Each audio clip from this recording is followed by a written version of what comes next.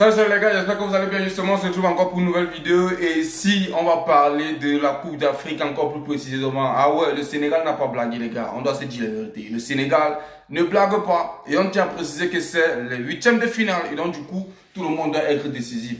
À ce que sache les huitièmes de finale, c'est que non, dès qu'on te marque, allez, tu cherches comment tu dois faire pour que tu puisses aller à la maison. Exactement ça les gars, il n'y a rien à foutre, rien à faire. Donc du coup, ce sont les huitièmes de finale et le Sénégal n'a pas blagué. Justement, quand moi je vois ce classement-ci, moi je vois un Sénégal qui est en train de faire un match approfondi et qui est là pour gagner. On doit se dire les vérités, les gars. Justement, moi je vois Mendy qui est au goal, bon gardien.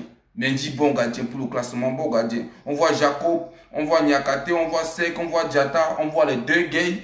Il y a Pape Gay, il y a l'autre, bon, son nom m'échappe. Il voit Diarra, Nicolas Jackson. On doit appuyer sur celui-là, les gars. Nicolas Jackson, justement, son premier match, Nicolas Jackson a vraiment montré qu'il est présent et qu'on peut compter sur lui. Mais on doit se dire la vérité, le second match, Nicolas Jackson n'a pas fait comme on s'attendait, les gars.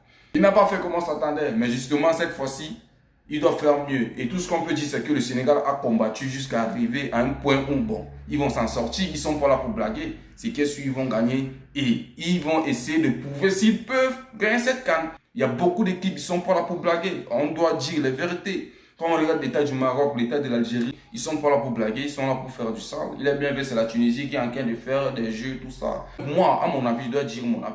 À propos de cette Coupe d'Afrique, moi je pense vraiment que les pays maghrébins sont beaucoup privilégiés. Bon, c'est une parenthèse. Et on voit Mané, et on voit ça. Moi, quand je vois ce classement, moi je vois que le Sénégal a toutes ses chances pour rapporter ce match. Mais ça ne veut pas dire qu'on doit donner toutes les chances au Sénégal, parce que il y a aussi le Soudan qui est là. Justement, le Soudan a aussi dévoilé ses 11 entrants et on constate que c'est quelque chose de malade aussi. Et ils sont là vraiment pour apporter cette coupe. Bon, on se dit, parce que ce sont les huitièmes de finale et personne n'a le droit à l'euro.